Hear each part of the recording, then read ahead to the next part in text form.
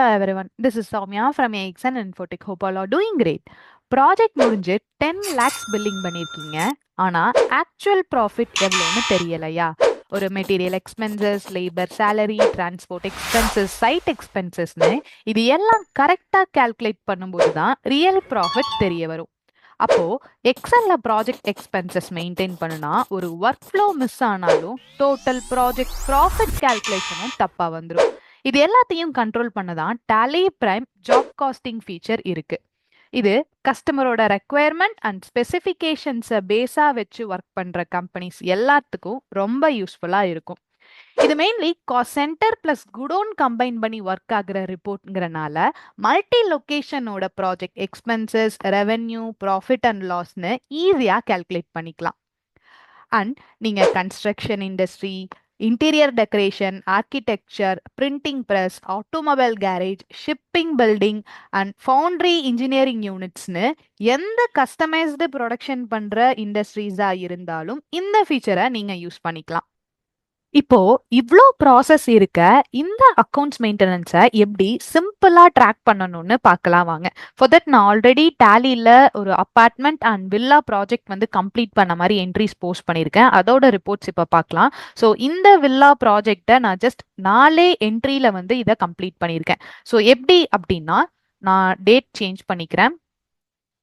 இதில் first raw material purchase. So RD building agents கிட்ட இருந்து நான் என்னோட ரா மெட்டீரியல் பர்ச்சேஸ் வந்து வில்லாக்காக என்னென்னலாம் வேணுமோ அதை வந்து நான் பர்ச்சேஸ் பண்ணியிருக்கேன். அண்ட் அது எந்த குடோன்ல வேணும் அப்படிங்கிறதையும் நம்ம வந்து ஐட்டம் பர்ச்சேஸ் பண்ணும்போதே நம்ம இங்கே செலக்ட் பண்ணிக்கலாம்.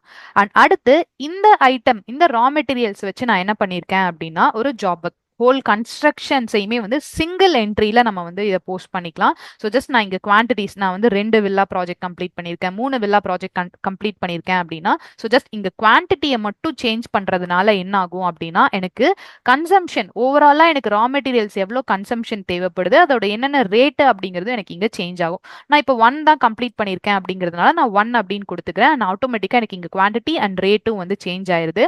அடுத்து இதனால வந்து எனக்கு அடிஷ்னல் எக்ஸ்பென்சஸாக ஒரு லேபர் காஸ்ட் செலவாயிருக்கு, அதே மாதிரி டிரான்ஸ்போர்ட் டெலிவரி சார்ஜஸ் எக்ஸ்பென்சஸ் ஆயிருக்கு அப்படிங்கிறதையும் நான் என்ட்ரி போஸ்ட் பண்ணும்போதே இந்த சார்ஜஸ் சென்னை ப்ராஜெக்டோட வில்லா ப்ராஜெக்ட் 1க்காக தான் நான் இதை வந்து யூஸ் பண்ணியிருக்கேன் அப்படிங்கிறதையும் நான் இங்கே டிஃபைன் பண்ணி காமிச்சுக்கிறேன் யூசிங் காஸ்ட் சென்டர்ல.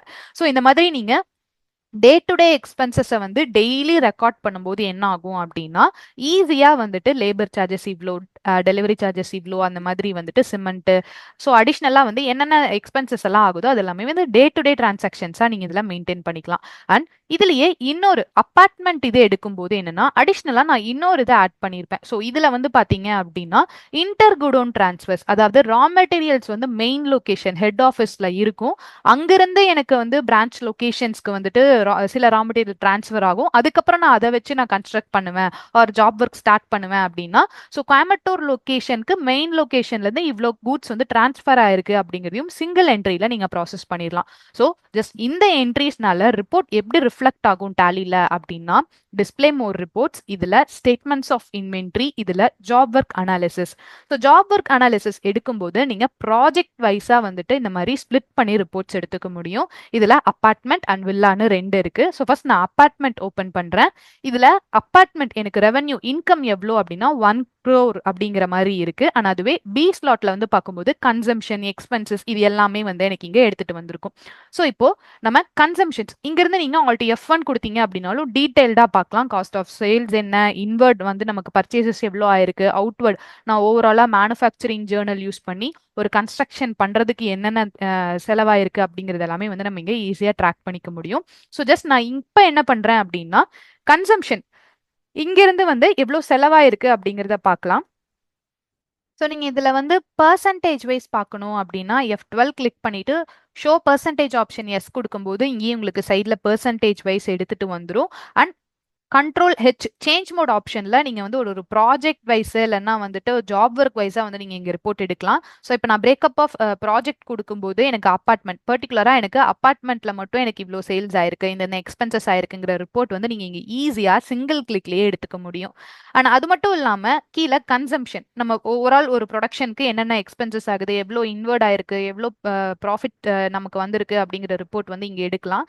ஸோ இதுவே வந்துட்டு உங்களுக்கு கோயம்புத்தூர் லொகேஷன்ஸ்ல மட்டும் இது காமிக்குது. இதே நீங்க மல்டிபிள் லொகேஷன்ஸ்ல வந்து கன்ஸ்ட்ரக்ஷன் பண்ணிட்டு இருக்கீங்க ஒரு எனி ப்ராஜெக்ட் பண்ணி கொடுத்துட்டு இருக்கீங்க அப்படின்னா லொகேஷன் வைஸ் வந்து நம்ம இங்களுக்கு ஸ்பிளிட் பண்ணி காமிக்கும். ஸோ ரா மெட்டீரியல்ஸ் இவ்வளோ எடுத்திருக்கோம், அதுல ஃபினிஷ்டு குட்ஸ் இவ்வளோ ஆயிருக்கு அப்படிங்கிற மாதிரியான ரிப்போர்ட் வந்து சிங்கிள் கிளிக்ல நீங்க இங்க ஈஸியா எடுத்துக்க முடியும். அண்ட் இதுலயே வந்துட்டு F12 ஆப்ஷன்ஸ் கிளிக் பண்ணி நீங்க consumption details, invert detail, outward detail எல்லாமே வேணும்னு எடுக்கும்போது ஸோ இன்வெர்ட் வந்து நம்ம எவ்வளோக்கு வாங்கியிருக்கோம், கன்சம்ஷன்ல எவ்வளோக்கு யூஸ் பண்ணியிருக்கோம், and outward overall consumption rate என்ன, க்ளோசிங்கா நம்ம கிட்ட எவ்வளோ ரா மெட்டீரியல்ஸ் இருக்குங்கிற ரிப்போர்ட் முதல் கொண்டு நம்ம சிங்கிள் ஸ்கிரீன்ல ஈஸியா டேலில எடுத்துக்க முடியும்.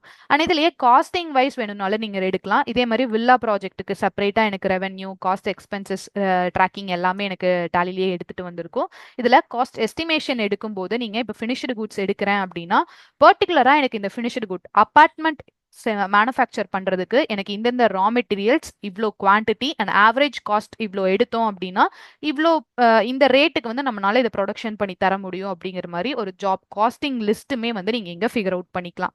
இது மாதிரி நீங்க எந்த செக்மெண்டா இருந்தாலும் customised product or project wise பண்ணி கொடுக்குற கம்பெனியா இருக்கீங்க அப்படின்னா இப்பவே ஜாப் காஸ்டிங் ஃபீச்சரை யூஸ் பண்ணுங்க. இதோட டீடைல்டு டெமோ, சப்போர்ட் அண்ட் சர்வீசஸ்க்கு contact our team details in screen and description. Follow and tap the bell icon for continuous tally tips. Thank you.